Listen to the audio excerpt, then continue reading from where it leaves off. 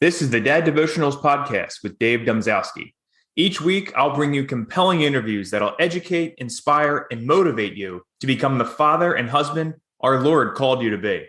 We're a community of devoted dads who want to strengthen our faith and family and live out our true purpose in this life. Please, won't you join us? Just text me at 717-913-5671 and you'll be welcomed into my devoted dads community. And if you want to support the podcast, we invite you to purchase a product, a book, or a course in our affiliate shop on Devotionals.com. You can also contribute monthly at Patreon.com/daddevotionals. Now, here's today's show. God bless. Guys, let's talk about self-care for just a second. We're not getting any younger. The stress of kids and work just wreak havoc on our skin. That's why you need to check out Melina, New York. With their non-toxic organic products, Melina is the answer to men's self-care. They have great organic olive oil, natural sunscreen, and organic lip balm. Not to mention organic natural bug spray, perfect for summer. And we can't forget their bestseller for both men and women, their natural deodorant. The founder even told me it passed the marathon test in the New York City heat. Can you believe that? They're a Christian family small business, and the owner is a wife of a U.S. Marine. This Father's Day, support one of our own and ask for Melina, New York. Go to daddevotionals.com/Melina for 10% off your order with code DAD. That's MALINA. daddevotionals.com/Melina. Have you ever wanted to start your own podcast like Dad Devotionals? Well, you can, and it's easier than you think. If you haven't heard about Anchor by Spotify, let me give you a quick rundown. Basically, it's the easiest way to make a podcast with everything you need all in one place. Anchor's what I use to distribute Dad Devotionals. Here's how it works. Anchor lets you record and edit podcasts right from your phone or computer, so no matter what your setup is like, you can start creating today. Then you can distribute your podcast to the most popular listening platforms, including Spotify, with a single tap. Anchor is also the only place you can publish video podcasts to Spotify. With Anchor, creators can earn money in a variety of ways, including ads and podcast subscriptions. And best of all, Anchor is totally free. Want to check it out? Download the Anchor app or go to Anchor.fm to get started. Today's guest is Helen Smallbone. She's the co-founder of MUMlife Ministry and the author of Behind the Lights, The Extraordinary Adventure of a Mom and Her Family. You'll recognize her from episode 114 of the show. She's joining us today to talk about your role, guys, as fathers and husbands. Helen, welcome back to Dad Devotionals. It's so great to have you again. Oh, thank you so much for having me, David. Pleasure. No problem. This is great. I'm excited about this one. What is one thing? Let's start off with this. What's one thing you want the men listening today to take away, Helen? I think the priority thing is so biblical, but it's something I think that's often glossed over. The role of a man in the home is so incredibly important, both not for his support of his wife, but as leadership in the home. And the thing that intrigues me about the passage in Ephesians 5, which gives the instructions for husbands and wives, that really wives are only called to respect or honor their husband. Mm-hmm. But the commands to the husband in there are just so incredibly huge, because he's called to love his wife as Christ loved the church and gave his life for her. So that love is the ultimate sacrifice. Yes. Then he's told to love his wife as he loves himself. And so there's another verse that comes by, I think, in the Message, where it says that love is not domineering, but it's supportive and cherishing. Those are such strong commands to a husband for his wife. And I tell you what, if a husband can achieve even some of that, because I think the standard is just so high there, I'm not sure you can achieve it all. When you're being compared to love like Christ loved the church, and let's face it, you're not going to quite get there. Anyway, I just think if he can just love his wife with some of what Christ did for the church in loving us and giving his life, then how easy, it just sets the premise in the home just so differently. Absolutely. There is no problem for a wife to respect and love her husband, to give back, because she knows she's supported and cherished. And to me, that's the basic foundation of the health of the home. I really love that. So let's build off of that. So as a mother and a wife, we heard from the biblical standpoint. Well, what is the husband's and father's role in the home as you see it and they've experienced it? Yeah. Well, I think as a father, there was a statement made by James Dobson many years ago that said the best thing a man can do for his children is to love their mother. Again, it's the love command. It's the basic. But sometimes I think we so prioritize our children that we forget that the foundation of the home is the relationship between husband and wife. Okay. And so for me, that's the aim. That's the strive. That's where a man has to go for, because I think it says in Ephesians 5 there again that he's the leader of the home. And we know we're all going to stand before Jesus at some point or another with the responsibilities and the talents and the gifts that he's given us, with the callings that he's given us, and being said, so is this gold or silver, or is this chaff, or hey, I'm going to be burned up. Right. I just want to challenge out there that not only are we loving God well by doing this, when you look at everything that that Jesus came to do, what are the two commandments? To love God and to love others. It's so this is the striving for men, to love that wife well. And after that relationship, then, of course, is his kids. And I want to challenge again, I think women are made to nurture probably better than men. And I see big differences between men and women. I'm very happy that I was made a woman. I think it's a real privilege of a role to be, because God uses our bodies to create that new life, and it's just such a miraculous and wonderful thing.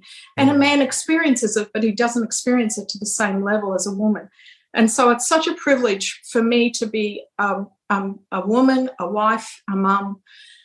But the one thing that women can do well is nurture and love her children. A man, I think, can balance that out. But sometimes a man, because he's less patient, slips into harshness. And there the Bible also addresses where it says, fathers, don't provoke your children to anger. Right. Because it's easy to come in and see even that the wife is maybe being too nice and come in with that iron rod. And I just don't think that's the way too, because it crushes a child's heart. And so to come in and just alongside practicing that love, and we've got to remember that Jesus' love for us includes disciplining us, includes hard times, includes, there's consequences to our actions. And so I think as a father in a role in a home, it's very similar to the way that God loves us, in that there is discipline, there are boundaries, there are consequences to action, but it all starts and finishes with love. And harshness, as I say, it burns up a child's heart, like it just closes them up. And then they become more defiant, I think, and then more embittered. But to practice not only that love, but then forgiveness, restitution. If you're in a disciplinary role with your children, follow it through with, I'm doing this punishment, I'm doing this consequence out of love for you. This is I know it might seem not, you don't want to do this, whatever, but it's out of love for you to grow. Help them to see the bigger picture in what, they're leading the family or the child into. And then if by chance he does lose it, because we're all human and we are all going to lose it, sure. Practice forgiveness. Say, I'm sorry. Hey, I treated you harshly before. I'm sorry. Come and give me a hug. I think physical affection is so important for restitution of relationship. And I think if a man can practice those principles in his home, Satan wants to destroy our homes. Yes. And so we've got to go be very proactive in how we love and love well in order to combat what he's bringing in to try and destroy. Absolutely. I love that you're touching on love today, and that is the focus. And I feel like that is something that, especially us guys, we just seem to get that wrong. What's something we can do better in showing that love and in supporting our wives and our children? I think the biggest challenge in marriage and in families is actually that we communicate not always by words. We actually communicate by our demeanors, by the roll of the eyes, by the negative energy we might be giving off. Frustration of, I'm not saying anything, but gosh, you're frustrating me at the moment. And if the big word in those Bible verses, I think, and it's a word we don't talk about very much, is cherish. If you cherish your wife, if you value what she's doing, if you are thankful for her, and I think that's the way to practice really changing a deep inside attitude, is listing the things that you're thankful for, listing the things that she does on a day-by-day basis, listing, and then you'll change in your mind, because attitude actually comes before action. So if we change our attitude by practicing thankfulness, by cherishing, by realizing all the things that she's doing, that she might be tired at the end of the day, focus on what she's done, talk, listen, then she will know she's cherished. And then, that is probably, it's a very practical way of changing our mindset by being thankful. No, I appreciate that so much. Well, guys, let's take a moment to thank our sponsors. When we come back, we'll chat more with Helen Smallbone about encouragement for dads. We'll be right back. Hey, dads, are you responsible for your household or business finances? If so, check out my website, runthemoney.com. Run the Money is the place for money management tips for saving more, paying off debt, and budgeting. I also give you ideas and information for starting a side business. If you're in between jobs or need a way to get a better handle on your family's money, go to runthemoney.com for free articles on money management. That's runthemoney.com, RUNTHEMONEY, all one word, runthemoney.com. I'll see you there. Want to start a website for your family business? Check out Bluehost and get everything you need to start up your own website. Select your domain, a design template, and get the right hosting plan. Whether you're starting or growing a digital business, brick and mortar shop, or you're selling eggs on the family farm, Bluehost can help you get your business online. Plans for Dad Devotionals listeners and runthemoney.com fans start at $2.95 per month with a free domain for 1 year. Go to runthemoney.com/Bluehost and sign up. That's runthemoney.com/Bluehost. Get it done. All right, we're back with Helen Smallbone. She's the author of Behind the Lights. Helen, Father's Day is right around the corner. Tell us about how your family celebrates the men in your life. We actually aren't great celebrators, I don't really think, to tell you the truth. And because we're in a family business, and we do life a lot together, when it comes to these celebrations, I sometimes think everybody's like, oh, we just saw you yesterday. I don't know. But, I say when it comes to these celebrations, and I know my husband feels the same, I don't need a special day to feel loved by my children. They are, and again, it's not what they do. I mean, it's not that they bring gifts or that they say it so much. It's that unspoken communication. It's the way they look at me. It's the way they will kiss me in front of their peers. We're more British culture. We hug. I mean, we've learned to hug because we're now in America. But the British culture, as well as European, is to give a kiss on the cheek. And I have been so proud of my sons. I have 5 sons, and they love me. They love me well on a day-by-day basis. And I know they do their dad as well. Because they work together, I think all of them pretty much work with their father.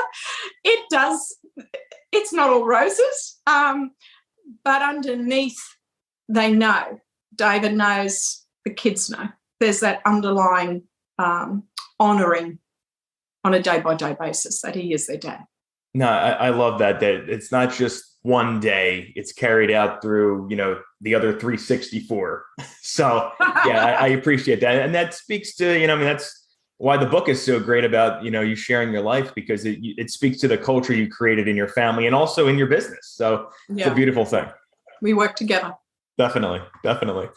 So how does your Christian faith inform our roles as fathers and husbands? We talked about it a little bit in the beginning with Ephesians, but, just in your experience, I mean, I know you grew up in a family that was, raised in the church. And I believe your father was a pastor, if I remember correctly. Yep. Yes. So can you speak to that a bit? Yeah, I think there's two other values that I think are very important. Men, the Psalms tell us, it might be Proverbs actually, but to guard your heart, for there's the wellspring of life. Right. A man these days, we live in a very sexualized society. There's stuff thrown at us all the time. And a man has to guard his eyes. I said before, attitude comes before action. So when you're what I deem sinning by what you're putting before your eyes and knowing that it's affecting you, when you're thinking about certain things, that attitude will eventually infiltrate into an action. Right. So my encouragement to a man is recognize this. Okay, so there's a statement that says, when we venture into sin, it's not this big, gigantic leap. It's small steps.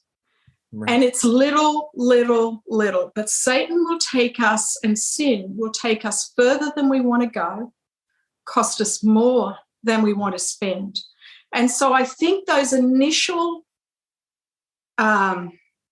small steps where we think about things that we know we probably shouldn't, guard your heart first up against those, because I think that is huge. David, years ago there was that the wristband that said, "What would Jesus do?" Yeah. David says to himself, and I think this is a great sort of motto in a way, not motto, but principle. He says, "What would Helen think?"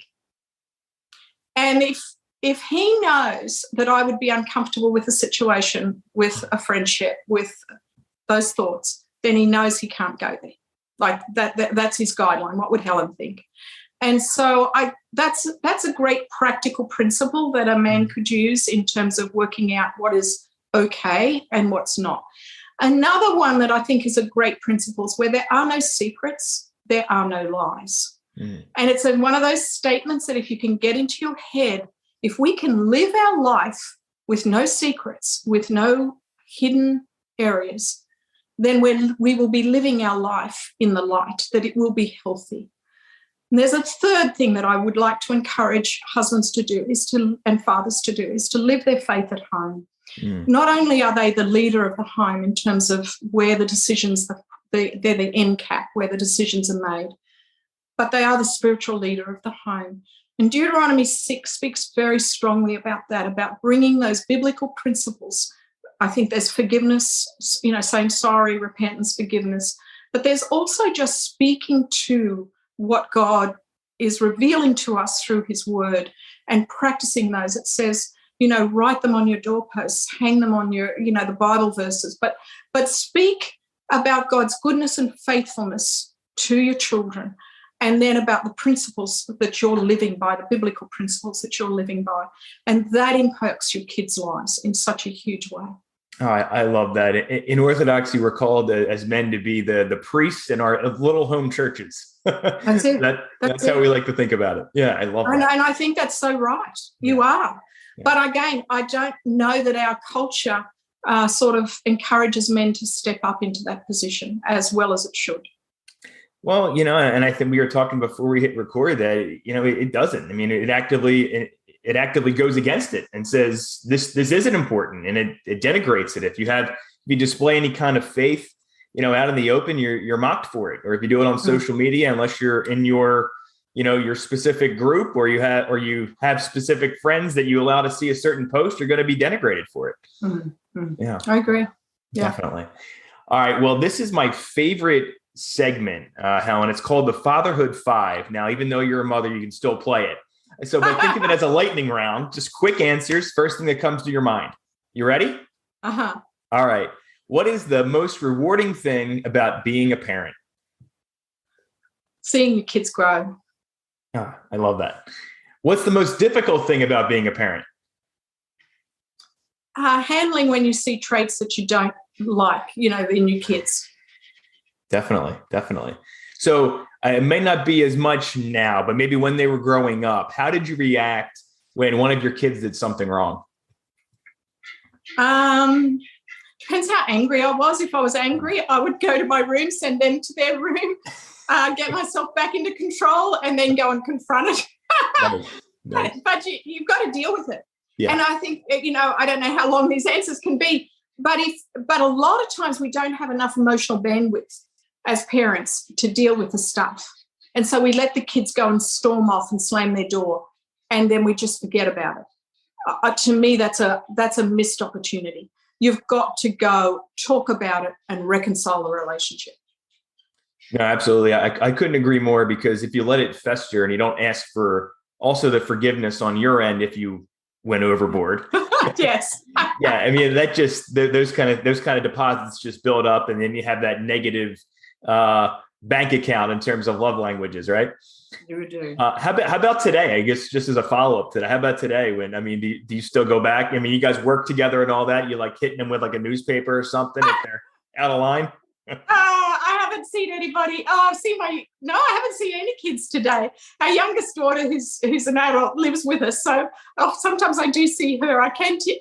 Yesterday, I think, I woke up and she had not let her dog out first up.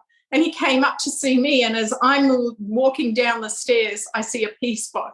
So the first words she heard from me yesterday were, "When you get up, can you please let your dog, instead of into the house, outside, please?" I love that. It wasn't a great start to the day yesterday.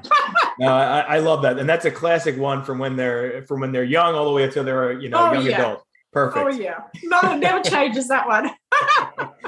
Can you name a father figure for us that you admire? I admired my dad a lot. He had a good sense of humor. That's another important thing for a husband and a father, to have a sense of humor. He had a good sense of humor. He was a lot of fun. He was fun to hang out with. He loved well. He loved God well, and he loved us well, and we knew it. So even as a pastor's kid, we responded warmly to faith because he modeled it at home, and then he loved us well. That's beautiful, and I like how you mentioned humor. Yes, because I think God has a sense of humor. He has a big sense of humor, and the funny thing is, for my family, my mother really didn't have a sense of humor, but my dad did. And so I could see the impact of one that did have a sense of humor and the one that didn't. And it was a big difference. Absolutely. I believe you got to be able to laugh at yourself, Life's too short. Definitely. All right. Last one for you. Give us a Bible verse you're meditating on lately. The one that I've actually been using a lot, that has really become a bit of a life verse for me, is Ephesians 3:20. And it's God can do much, much more than anything we ask or even imagine. And I think for me, with having the book just come out, and I'm thinking and talking about a lot of what God's done in our lives, that is the core of it, that he has done much, much more than anything that we could think or even imagine, to his glory and through his strength. No, that's beautiful. And I bet that's also the reason that he kind of led you down the path to put this together, put this book out there, because that's just got to be such a great process to do it. But now you're getting to live it and share with the world. Yeah. Oh, it's just beautiful. And my huge encouragement with the book is that other people will see God's hand and see sometimes at the tough times in our lives, he's actually turning us into a new path that is a path that's going to be a huge blessing. And just to trust him on the journey. I hope that people in their own personal lives, from the testimony of the book, actually trust God better and more in their own lives. Absolutely. And what an important note to end on here for dads who are the leaders of their little home churches, as we said. So, Helen, we're just about out of time. Where can we connect with you and pick up a copy of the book? I believe the book is available anywhere, Amazon, through any booksellers. And you probably can connect with me reasonably on an author page that I have on Facebook. I think that's the best way to connect. Great. Perfect. We will link all that up in the show notes for folks that want to check you out. Helen, thanks so much. May God grant you many years. And thank you so much for sharing these words of wisdom for dads. Thank you. Thanks for having me, David. Thank you. Thank you for listening to Dad Devotionals. Be sure to text me at 717-913-5671 to join the Devoted Dads community. Do me a favor and share this episode with at least one other person who could benefit. Until next time, take care and God bless.